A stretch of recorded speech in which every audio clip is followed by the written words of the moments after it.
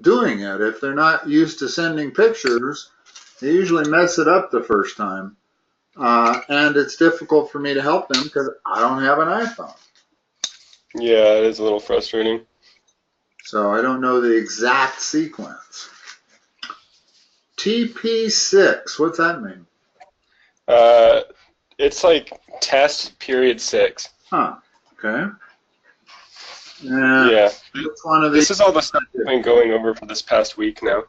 Okay, which one of these do you want to do? Because some of these are just factoring. The first, but everything that I'm looking at here is factoring. It's not focus and directrix stuff. Hold on, let me just look over. I think I have the first few. I would like to see you be able to do these, and I'm not convinced you can. Okay. So, let's do number 1 real quick. Factor that. Okay.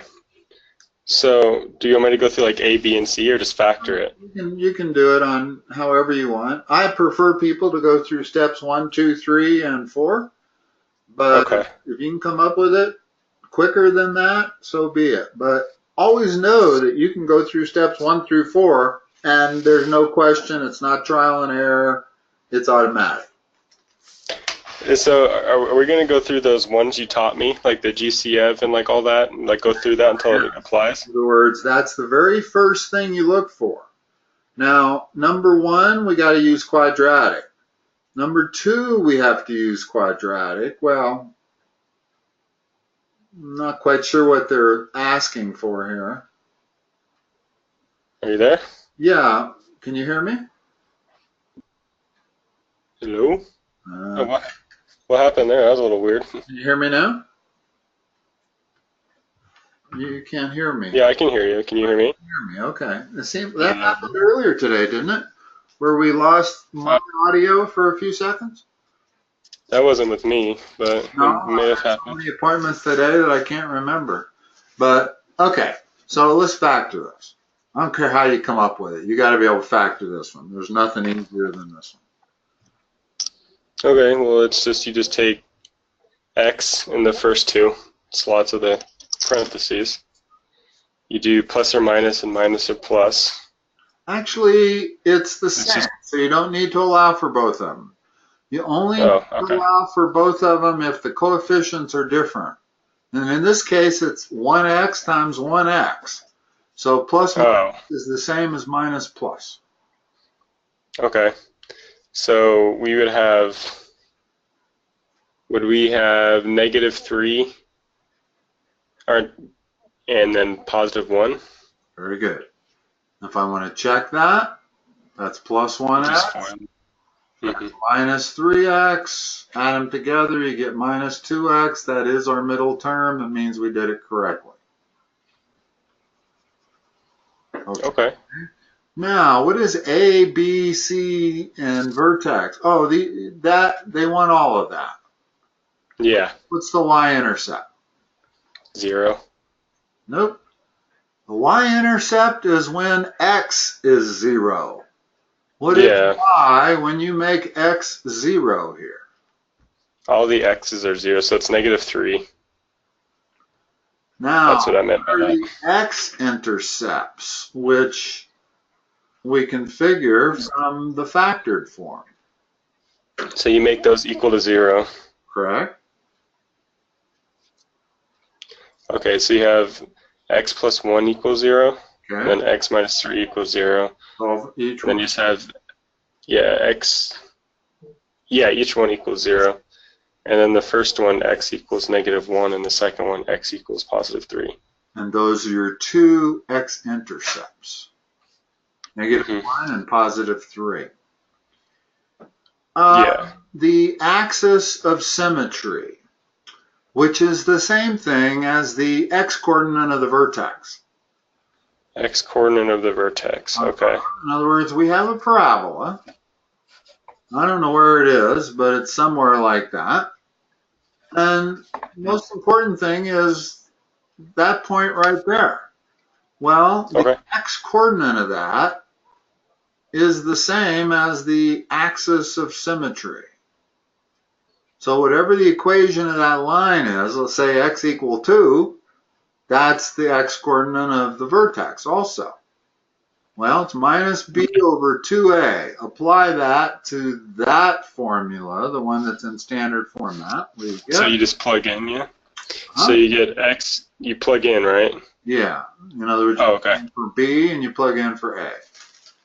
So we get x equals positive 2 over 2 times 1, which is just 1.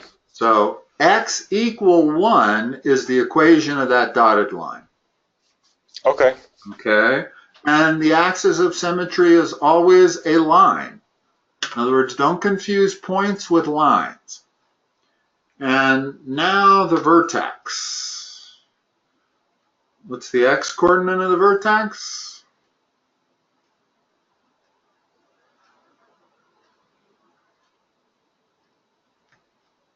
On my graph, if that line is the vertex, we use the vertex formula. X equal 1, what is the x-coordinate of this vertex right there? You cut up a little bit. Can you say that again? Sorry. What is the x-coordinate of the vertex?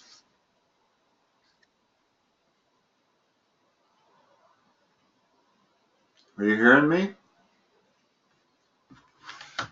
I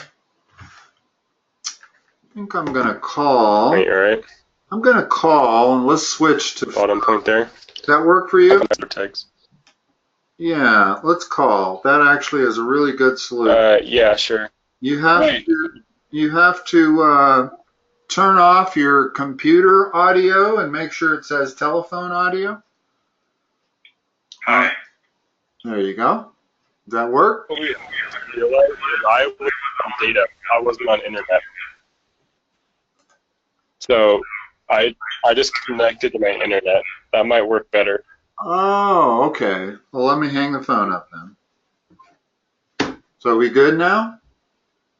Yeah, I can hear you fine now. Okay. I was going to say, if ever there's audio problems, we can always go to the other technique. So. Yeah, no, the problem was I just wasn't connected. The axis of symmetry, let me redraw, is that middle line that goes between the parabola. And if the equation of that was x equal 1. Yes. So what is the x-coordinate of the vertex? Something happened there. I still have you? Yeah, you still got me. I think that was a computer thing. Yeah, whenever I hear that tone, it usually has to do with audio is coming on, usually, but sometimes it's when it's going off. So that line is x equal 1, that dotted line. Now tell me the axis, the x-coordinate of this vertex. That's a point that has an x and a y coordinate. What is the x-coordinate? -1? Positive 1. It's whatever that line is. Oh, okay. Right? In other words, it's on that line. That point that I'm trying to draw, the vertex, is on that line. That line goes right through that point. So the that makes sense. That point has to be 1. Now, what's the y-coordinate? In other words, this last question or that question, they want the vertex. So I have to have a y-coordinate also. How would we find the y-coordinate? Well, what's the equation?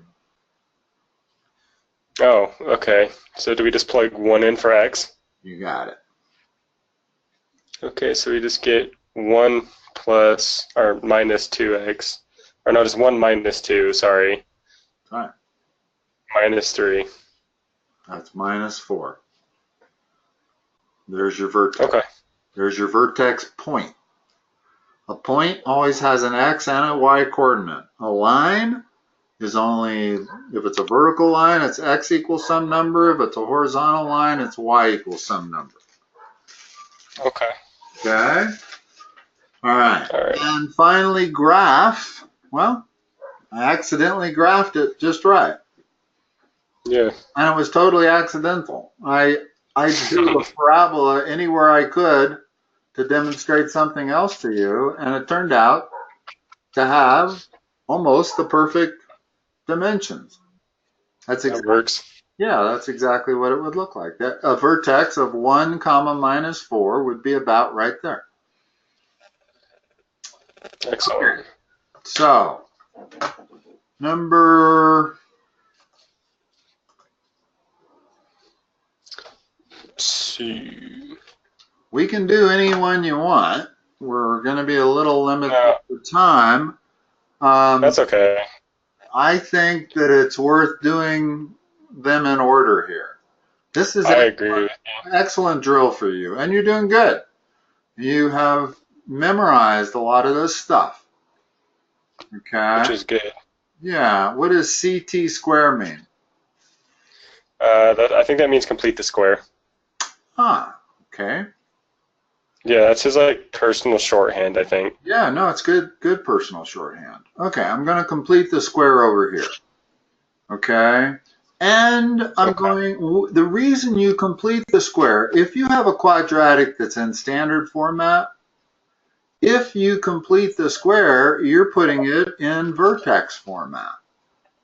Tell me what vertex format is, the general form. This is the key to what you want to memorize in math, or all these general forms. Okay, would it just be y is what's a squared? Form? It's a times what? X minus h Squared plus minus k. Actually, plus k. Oh, plus k? K started out on the other side where it was y minus k. But as long as I'm going to put it on the right side, then it turns to plus k. Okay? So I got to make this formula look exactly like that format, and I just want to do it step by step without ever changing it, but just manipulating it. I'll give you a hint. Okay. The first step is to separate your terms that have x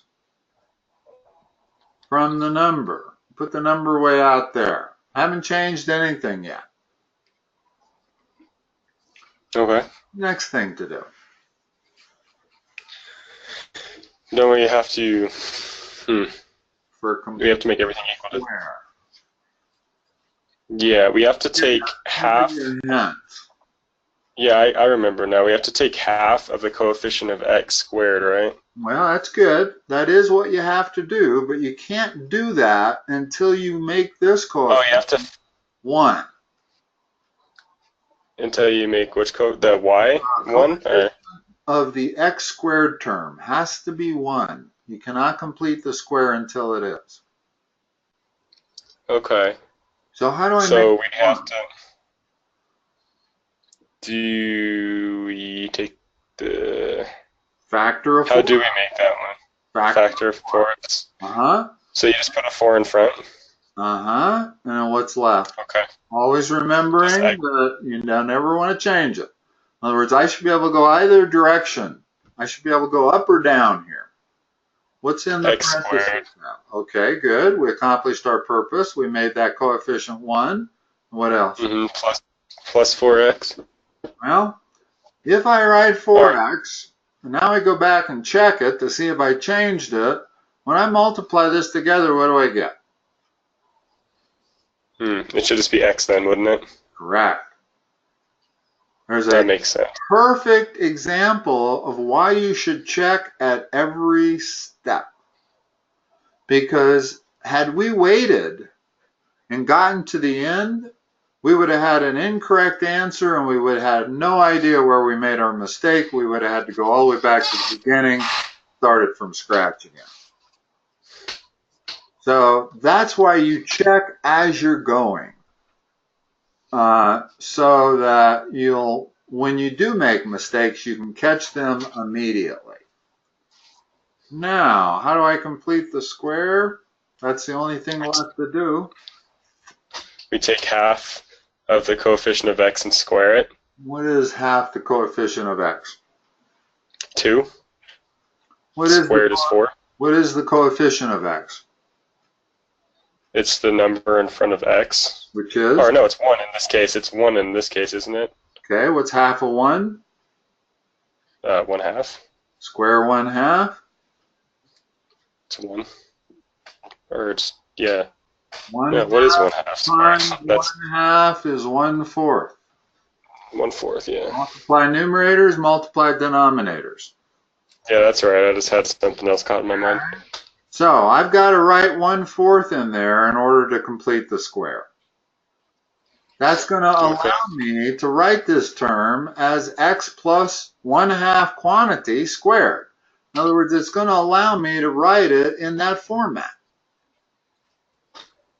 That's why we're doing it, is so that we will be able to write it as a linear term. However, I just wrote 1/4 in there. I just added a number. You can't arbitrarily add numbers. I changed the equation. This equation is no longer equal to that equation. So what do I have to do to the right side so that it is? You have to subtract 1/4, correct? Correct, only not 1/4. When I wrote 1/4 in there, what amount did I add to the right side? 1/2. I added 4 times 1/4. Remember that 4 that we factored out? Mm-hmm. That 4 has to be distributed to every term there. Oh, okay. In other words, I added 1. So I got to subtract 1. Okay. Now everything's balanced. I added 1 here, and I subtracted 1 there, added the same amount or the opposite amount to the same side of the equation, therefore it's balanced. I'm still a little lost in where the 1 came from, to be honest. Okay, let's go back.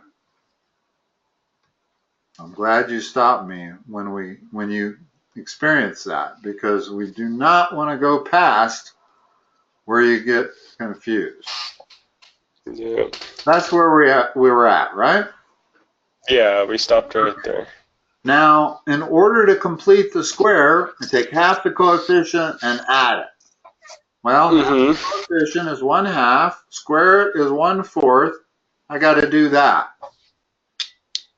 But I didn't just I didn't add 1/4 to the right side of the equation. I added 4 times 1/4. You see why? 4 times 1/4. Yeah, I see that. That 4 multiplies against that 1/4. Okay. So I added 1 to the right side of the equation. I didn't add 1/4, I added 1. I think I got that now. You always have to multiply whatever number you write in there to complete the square. You got to multiply it by the number you factored out if you did factor out something. Always. Okay. Don't forget. Had I factored out a -4, let's say, well then I didn't add 1, I subtracted 1. So you always take whatever you factored out, multiply it by that third term that you wrote in there. That's what you have to balance out. That's why I subtract 1. Now it's the same. If you were to start right there, put it all together, in other words, make that -4, distribute that, you'd get back to this start right there. It'd be the same exact thing. That's what you're trying to do, is never change it, but now we have it in vertex format. What is the x minus h? The x minus h is a... It's x what? It's h? Just... What's h? X, right? Oh no, h is 1/4. When you took half of that coefficient, that was h.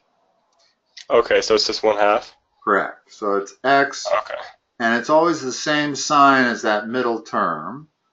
So it's x plus 1/2. And then combine my 3 and the -1 and you get -4. Now look what you got. You got exact vertex format. What's A? A is 4. What is H? 1/2. No. What is H? -1. Wait, what do you mean? What is H? Because Negative. Negative 1/2. Yeah. In other words, okay. if H were 1/2, my expression would say X minus 1/2. Since my expression says X plus 1/2, then H must be the other sign. It's got to be a negative 1/2. What is K? -4. Okay. So now let me erase some of these lines I have here so that we can do the rest of it. We have completed the square, which has allowed us to put it into vertex format. So now we know exactly what the vertex is. Here, A was 4, H was -1/2, and K was -4. So the next part, okay, so we completed the square, we found the vertex. Let's graph it. Where do I start? -4. Wait, no, you didn't. Just kidding. Start with the vertex. Where's the vertex? The vertex is. Wait, no, it would be. Is it 1/2? H is the x coordinate of the vertex. K is the y coordinate. Right. So where's the vertex? Okay. So it'd be a 1/2, -1/2 then, wouldn't it? That's the x coordinate. Where's the y coordinate? -4. Okay, I need both of them. So I go to -1 on the x-axis. I go down to -4. We'll call it there. And let me label that. That is -1/2, comma -4. The most important part of a parabola. Now, the next part says to graph it. Where there are multiple ways I could graph it if I just know the vertex. I do know that it opens up because the coefficient in front of x squared was a +4. And I know the vertex, but what I don't know is the width. In other words, maybe it's a parabola that looks like this. Or maybe it's a parabola that's skinny and looks like this. They all have the same vertex. They're all parabolas. They're all symmetrical about the axis of symmetry. So how do I know which one to graph? How do I figure it out? I got to find another point. Okay. Okay. Well, normally the easiest point to find is the y-intercept because we're looking at it. When you're looking at it in standard format, you know the y-intercept is -3. But I took a peek at the next question and it wants the x-intercepts. So let's not waste our time doing the y-intercept. Let's find the x-intercepts. Then I'll have 3 points and I can graph it. So let me erase some of this so that it won't confuse the issue. So all I know at this point is the vertex.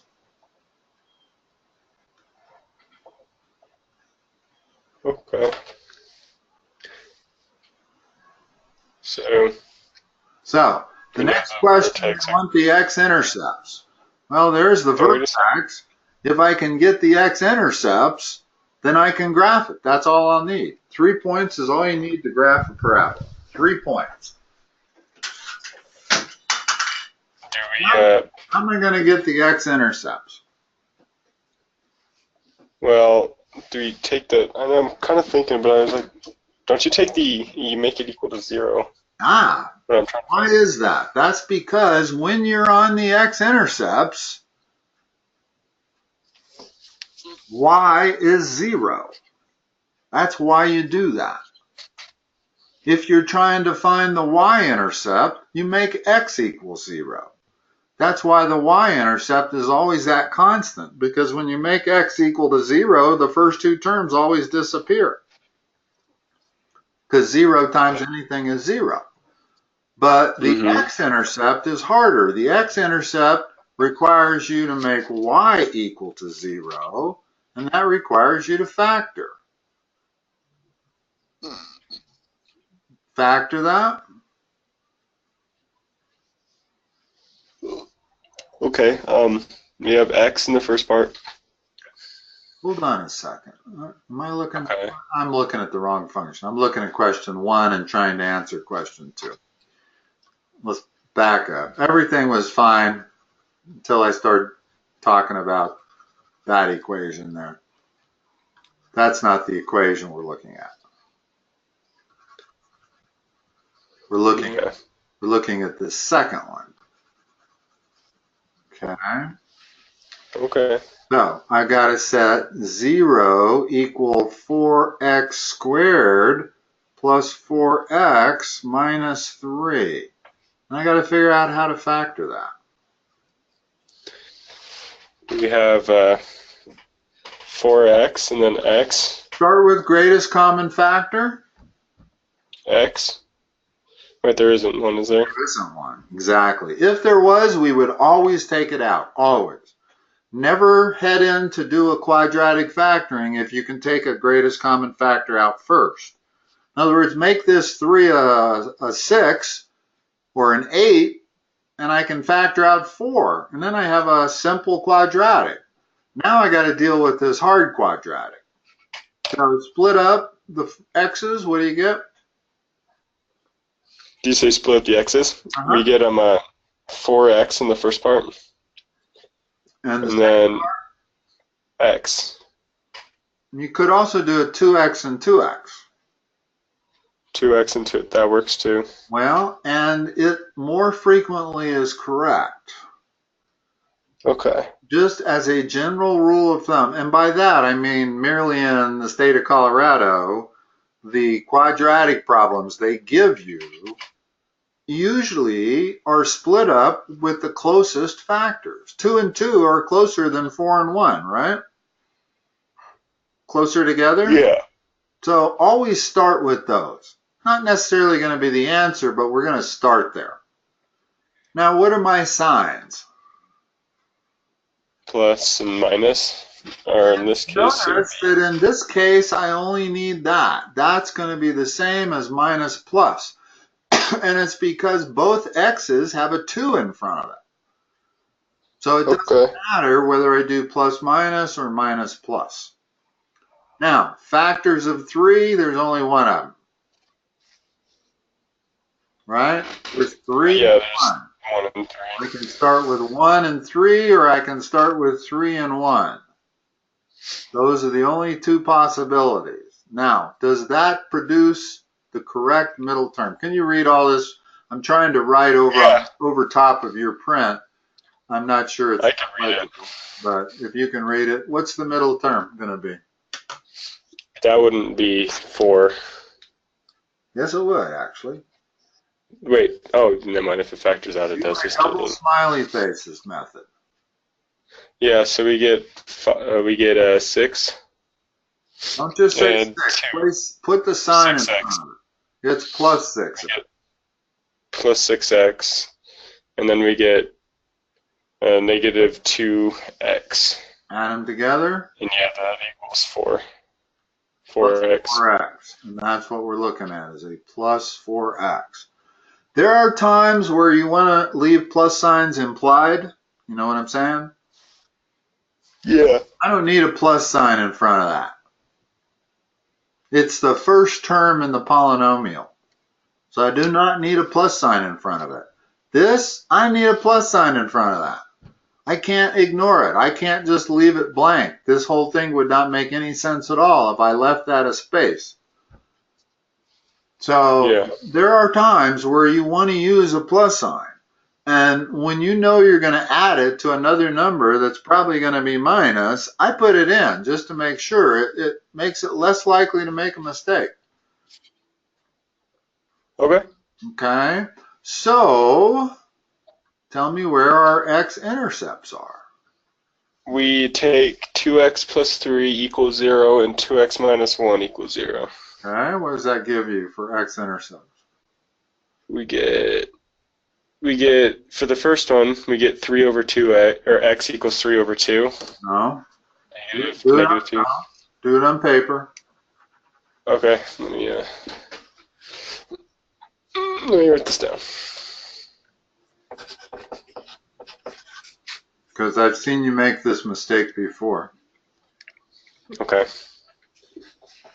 So we subtract 3x. We get 2x. Not 3x. We subtract 3. Or 3x. Yeah, 3.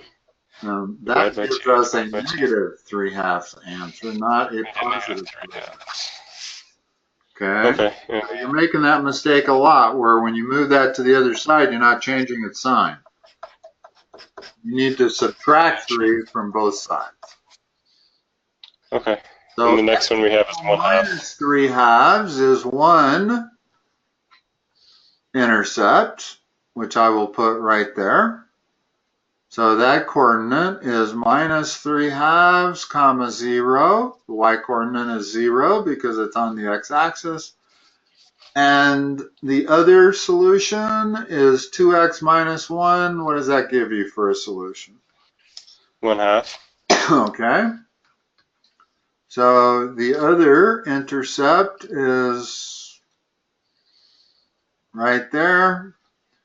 Now my scale's a little off. My point should have been closer to there, because now I can graph it. Just run a parabola through those 3 points. In other words, my 2 x-intercepts and my vertex. Once you connect all of those, you've got the graph.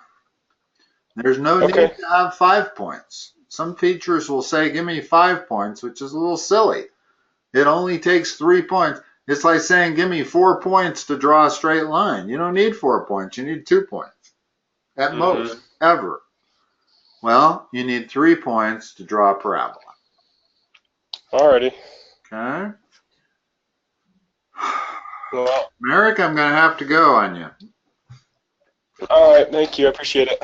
You're welcome. I'll talk to you next time. See you. Bye-bye.